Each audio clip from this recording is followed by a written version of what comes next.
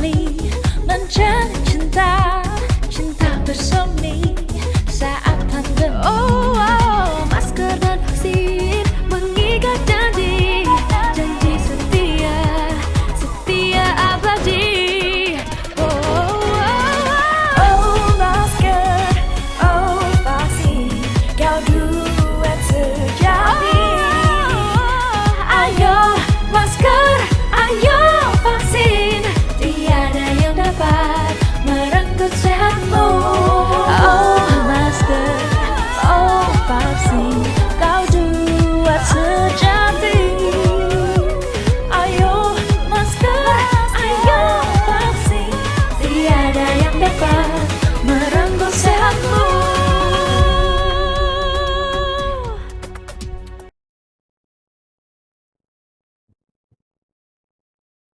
Assalamualaikum warahmatullahi wabarakatuh. Selamat sore, salam sejahtera untuk kita semuanya. Hari ini saya akan menyampaikan perkembangan penanganan COVID-19 di Indonesia terkini. Saat ini kasus positif nasional konsisten mengalami kenaikan. Untuk mempermudah memahami gambaran kondisi kenaikan kasus yang saat ini terjadi, kita dapat berkaca ke belakang dan membandingkan dengan lonjakan kasus pertama dan kedua. Jika dibandingkan dengan gelombang kasus pertama, penambahan kasus positif saat ini sudah jauh melebihi puncak pertama. Pada puncak pertama, penambahan kasus mingguan tertinggi adalah sebesar 88.000 kasus, sementara di minggu lalu penambahan kasus positif mencapai lebih dari 170.000 kasus, atau hampir 2 kali lipat puncak lonjakan pertama. Dan jika dibandingkan dengan lonjakan kasus kedua, penambahan kasus saat ini setara dengan penambahan kasus pada akhir bulan Juni, atau setengah dari puncak lonjakan kasus kedua. Meskipun demikian, pada masa lonjakan kasus kedua, peningkatan telah terjadi sejak awal Mei atau membutuhkan waktu 8 minggu untuk mencapai kondisi kasus yang setara dengan saat ini. Sementara penambahan kasus saat ini hanya dicapai dalam waktu 3 minggu saja atau 2,5 kali lebih cepat dibanding lonjakan kedua. Selanjutnya, seluruh provinsi di Indonesia telah mengalami kenaikan kasus. Namun, tidak semua provinsi menyumbangkan kasus dengan besaran yang sama. Lebih dari 90% penambahan kasus nasional disumbangkan oleh provinsi-provinsi di Pulau Jawa dan Bali. Dengan rincian penambahan kasus di minggu lalu sebagai berikut. DKI Jakarta bertambah 44.000 kasus, Jawa Barat 28.000 kasus, Banten 15.000, Bali 7.500, Jawa Timur 7.000, Jawa Tengah 3.500, dan daerah istimewa Yogyakarta 1.000 kasus. Apabila dilihat lebih jauh lagi, kenaikan kasus harian di beberapa provinsi ternyata juga sudah melampaui kasus harian pada puncak gelombang kedua. Hal ini terjadi di 3 provinsi, yaitu DKI Jakarta dengan kenaikan harian saat ini mencapai 15.800 kasus, Banten 4.800 kasus, dan Bali 2.000 kasus. Menyikapi kondisi kasus yang masih terpusat pada daerah tertentu, dalam hal ini pada provinsi di Pulau Jawa dan Bali, terdapat 2 hal penting untuk kita upayakan bersama demi menekan laju pertambahan kasus. Yang pertama, pengendalian kasus pada daerah penyumbang kenaikan kasus tertinggi sebagai hotspot penularan. Dapat kita simpulkan dari data-data tersebut bahwa penularan masih terpusat di Pulau Jawa dan Bali, khususnya pada wilayah-wilayah aglomerasi seperti DKI Jakarta, Jawa Barat, dan Banten. Dengan dirilisnya instruksi Mendagri nomor 9 tahun 2022 terkait PPKM level 1 sampai dengan 3 di wilayah Jawa Bali, saya menghimbau pemerintah daerah untuk benar-benar menegakkan kebijakan protokol kesehatan, terutama bagi daerah dengan level PPKM 3, yaitu sebagai berikut. Pelaksanaan pembelajaran di satuan pendidikan dapat dilakukan melalui pembelajaran tatap muka terbatas dan atau pembelajaran jarak jauh sesuai dengan keputusan bersama 4 Menteri tentang panduan penyelenggaraan pembelajaran di masa pandemi Coronavirus Disease 2019. Pelaksanaan kegiatan pada sektor esensial diberlakukan maksimal 25% work from office atau bekerja di kantor, dan hanya bagi pegawai yang sudah divaksin dan wajib menggunakan aplikasi Peduli Lindungi pada pintu akses masuk dan keluar tempat kerja. Kemudian supermarket, hypermarket, pasar tradisional, toko kelontong, dan pasar swalayan yang menjual kebutuhan sehari-hari dibatasi jam operasional sampai dengan pukul 21.00 waktu setempat dengan kapasitas pengunjung 60% dan menggunakan aplikasi Peduli Lindungi. Untuk pasar rakyat yang menjual barang non kebutuhan sehari-hari dapat beroperasi dengan kapasitas maksimal 60% dan jam operasional sampai dengan pukul 20.00 waktu setempat. Kegiatan pada pusat perbelanjaan, mal, pusat perdagangan dibuka dengan ketentuan kapasitas maksimal 60% dan jam operasional sampai dengan pukul 21.00 waktu setempat.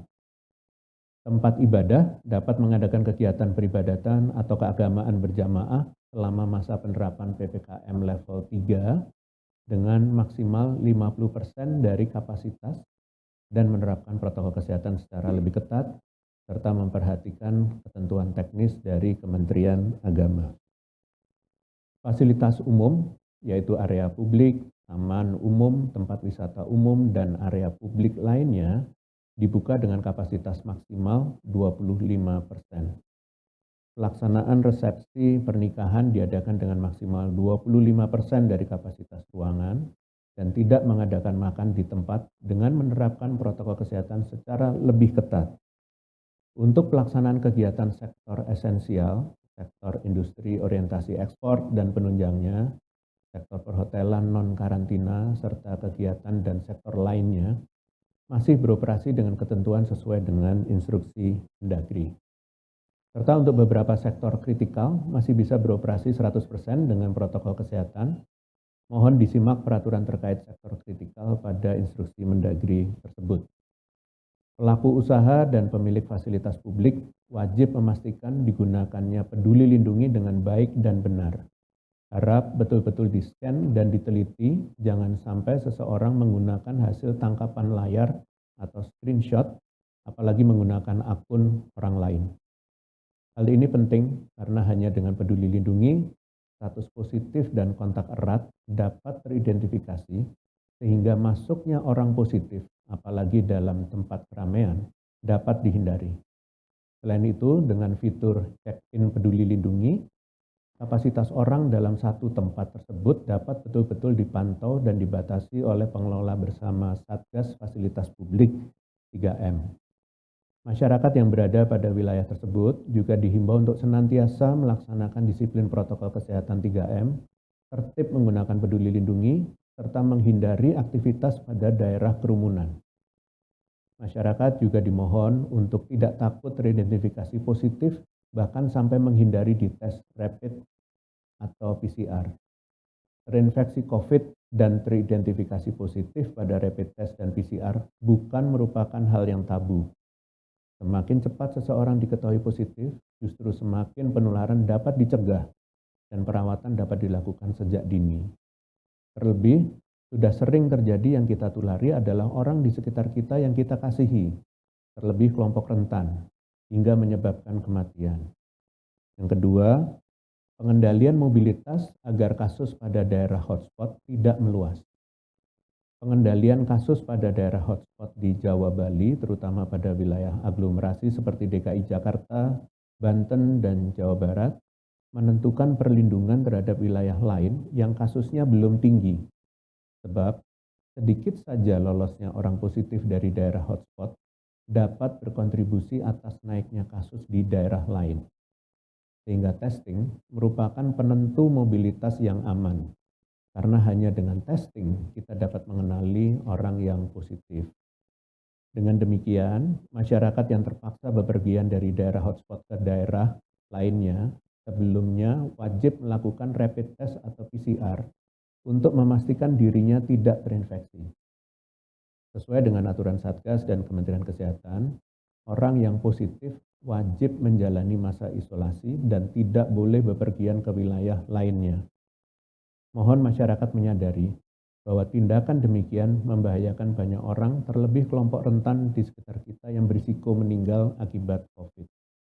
Untuk itu, ketersediaan rapid antigen dan PCR dengan akurasi yang tinggi menjadi penting untuk diupayakan. Pemerintah melalui Kementerian Kesehatan telah melakukan pemeriksaan mutu eksternal berupa kalibrasi dan optimasi alat dan bahan setiap 3 bulan untuk menjamin akurasi alat yang digunakan.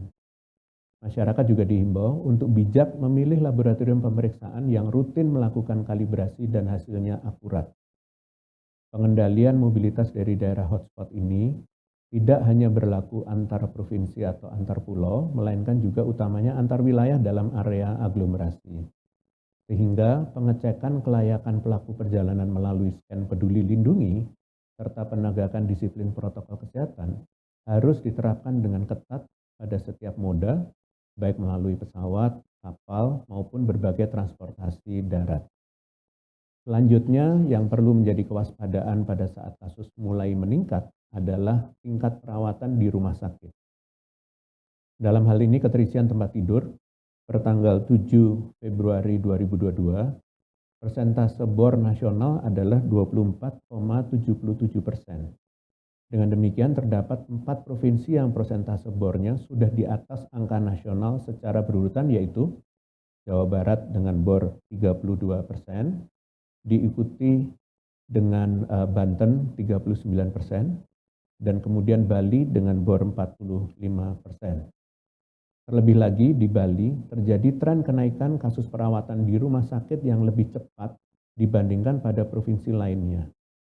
Serta DKI Jakarta dengan angka keterisian tempat tidur yang bahkan sudah melebihi 60% dan berada pada angka 66%.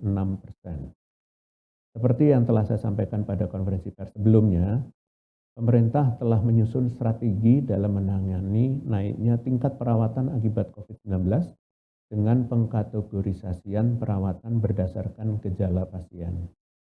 Pasien tanpa gejala dan gejala ringan dapat melakukan isolasi, baik isolasi mandiri maupun isolasi terpusat, seiring dengan pemanfaatan fasilitas telemedicine dengan layanan konsultasi dan obat gratis.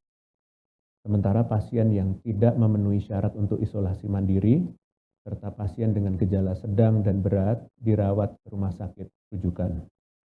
Oleh sebab itu, saya mohon kepada seluruh pemerintah daerah, terutama Jawa Barat, Banten, Bali, dan DKI Jakarta, untuk segera menyiapkan fasilitas isolasi terpusat, serta segera mengkonversi ketersediaan tempat tidur pada rumah sakit rujukan apabila diperlukan. Fasilitas isolasi terpusat penting agar pasien tanpa gejala dan gejala ringan sekalipun dapat dipantau kondisinya dan dirawat dengan baik, serta segera dipindahkan ke rumah sakit rujukan apabila mengalami perburukan gejala. Ingat, gejala ringan pun berpotensi menimbulkan dampak jangka panjang apabila tidak segera ditangani dengan baik dan tuntas. Di sisi lain, rumah sakit rujukan sama pentingnya untuk menyelamatkan mereka yang lansia, komorbid, serta pasien bergejala sedang hingga berat yang memerlukan perawatan dan tindakan medis. Sebagai penutup, angka kematian sampai saat ini masih dapat dipertahankan tetap rendah, yaitu sebesar 244 korban jiwa di minggu terakhir. Angka kematian ini 8 kali lebih kecil dibandingkan dengan gelombang pertama dengan kematian sebesar 2.000 orang dan 24 kali lebih kecil dibandingkan setengah puncak gelombang kedua sebesar 6.000 orang. Meskipun demikian, nyawa tetaplah nyawa yang berharga.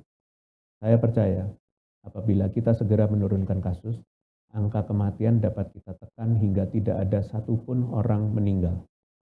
Untuk itu, setiap kita memiliki peran tanggung jawab yang sama pentingnya untuk mencegah jangan sampai satu orang pun tertular.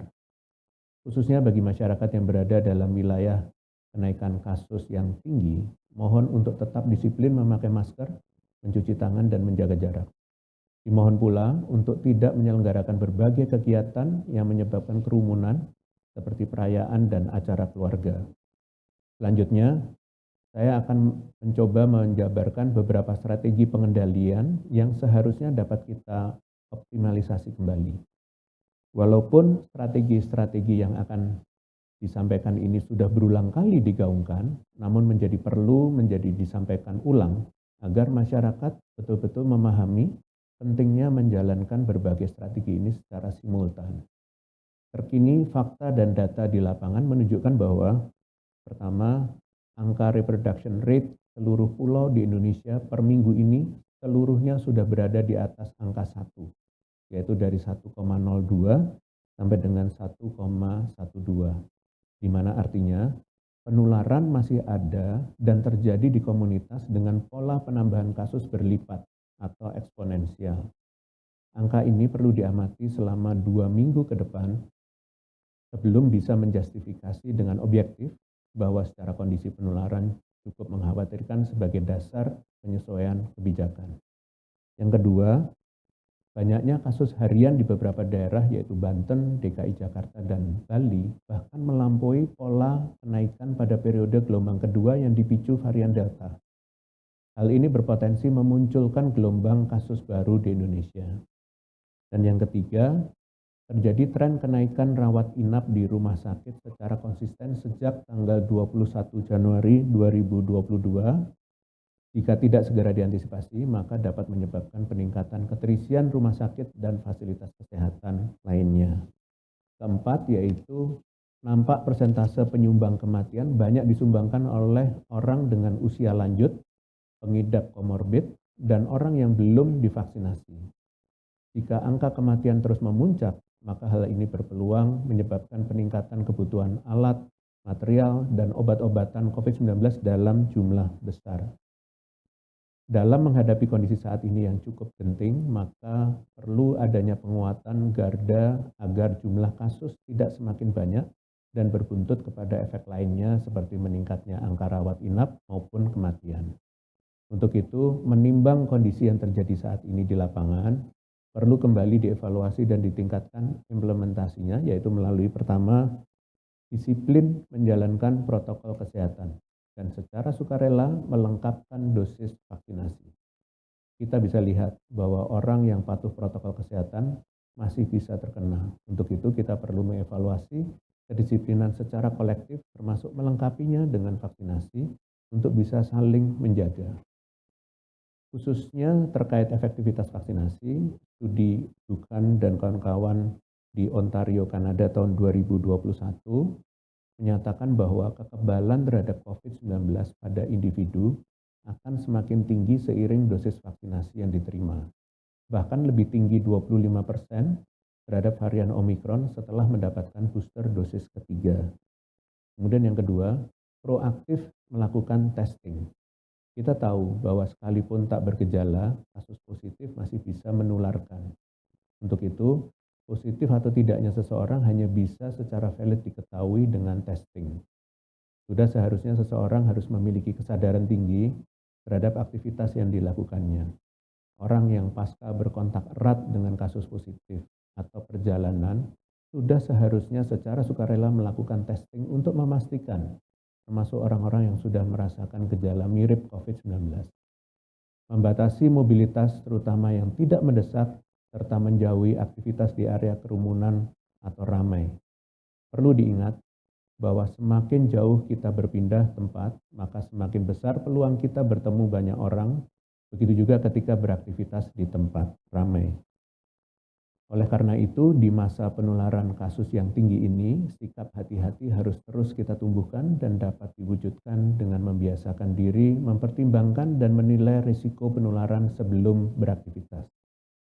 Melakukan screening kesehatan termasuk menggunakan peduli lindungi sebelum memasuki fasilitas publik. Hal ini penting mengingat fasilitas publik cenderung padat dengan orang dengan beragam riwayat aktivitas dan perjalanan. CDC sendiri menghimbau untuk tidak memperbolehkan orang yang sudah jelas bergejala untuk memasuki fasilitas publik, bahkan bagi yang terlanjur masuk untuk segera diisolasi di tempat terpisah.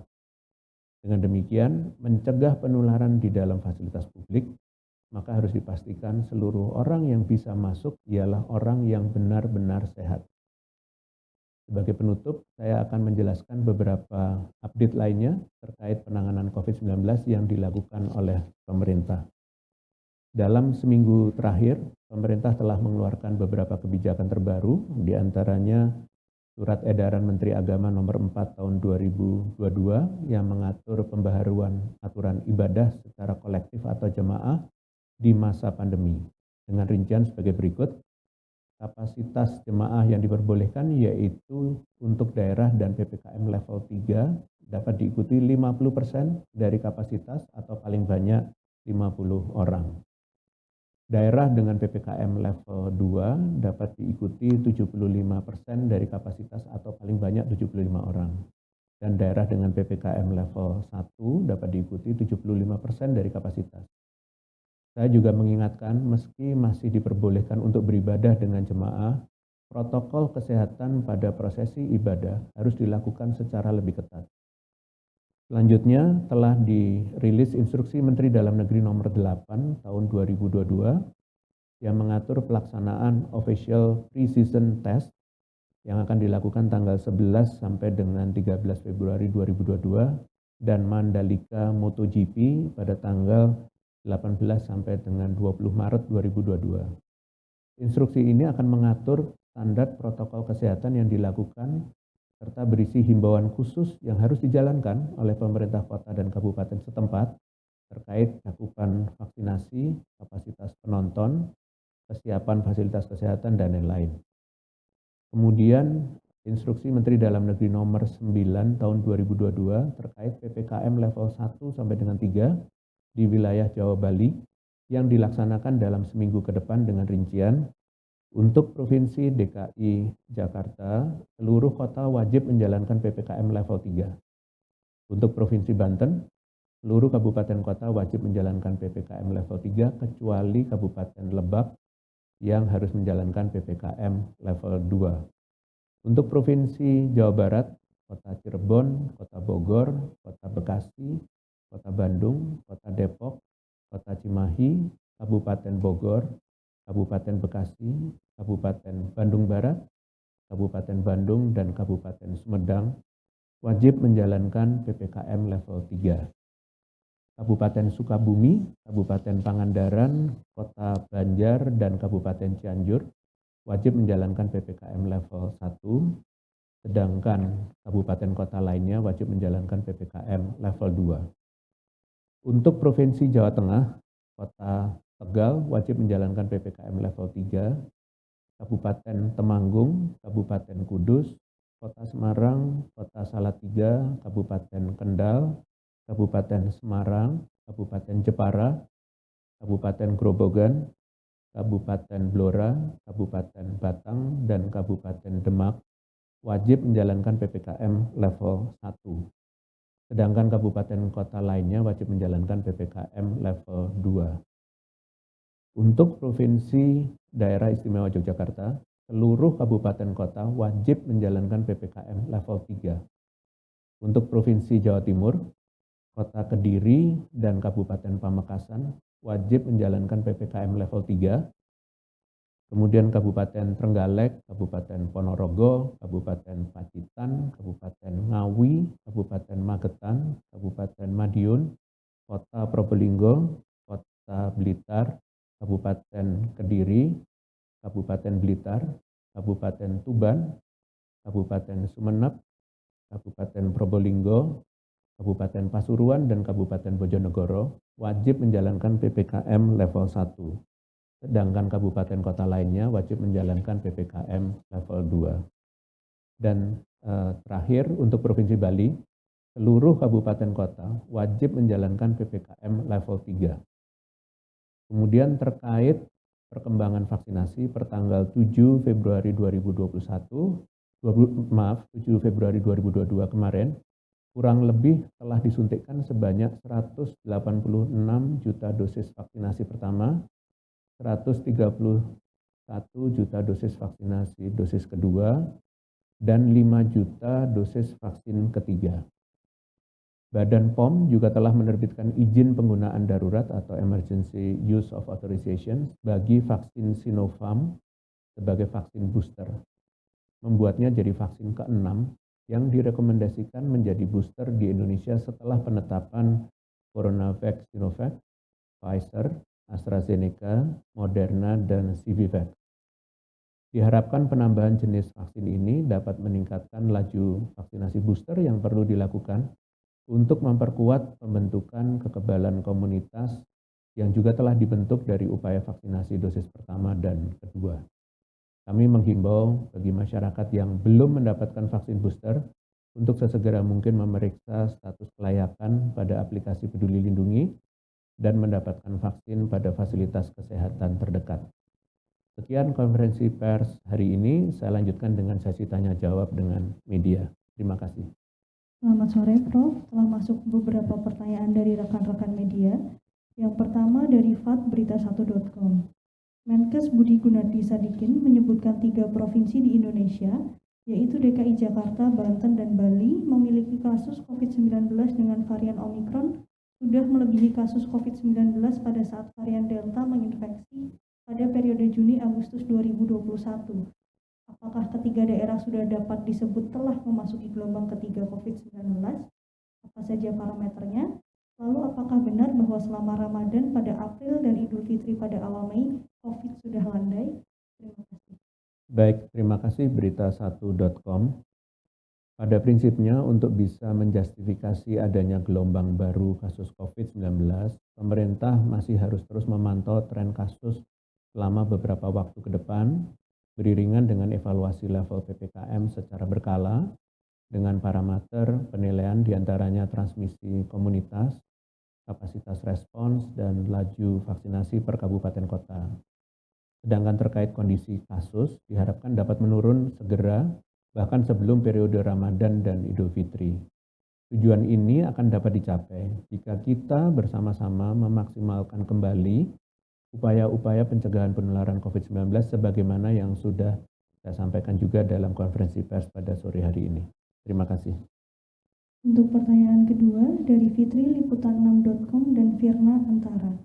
Bagaimana tanggapan Satgas mengenai viralnya wisatawan positif COVID-19 yang gagal ke Bali malah jalan-jalan keliling Malang?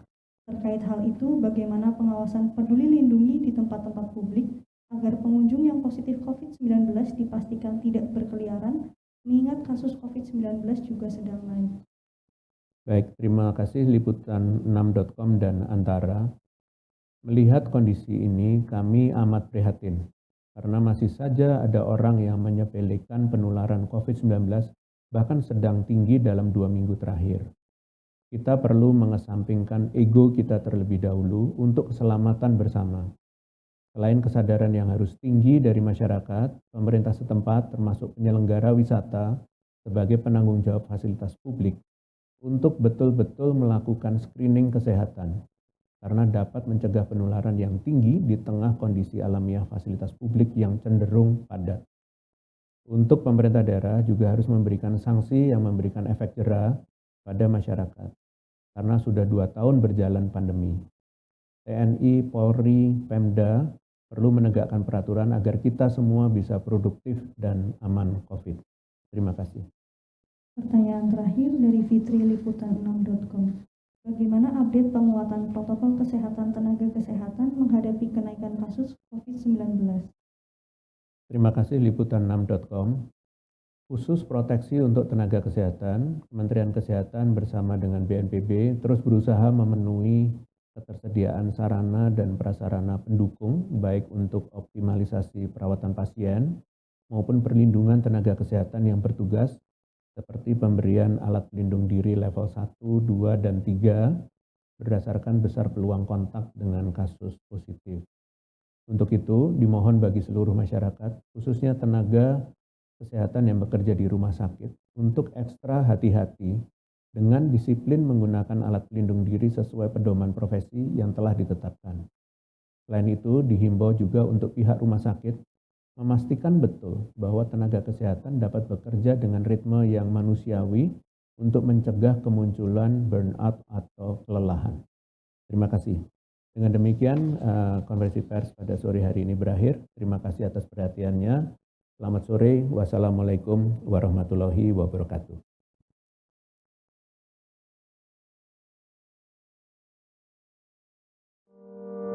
Pandemi hanya akan pergi bila kita saling peduli, sebab bila tidak, gelombang baru datang dan pergi. Berani mengingatkan orang lain untuk lindungi diri, saling jaga, mau menerima dan rela memberi. Kencangkan lagi maskermu. Kurangi mobilitas dan hanya untuk yang perlu. Rutin olahraga dan vaksinasi lengkap demi imunitasmu. Kita percaya, kita pasti bisa.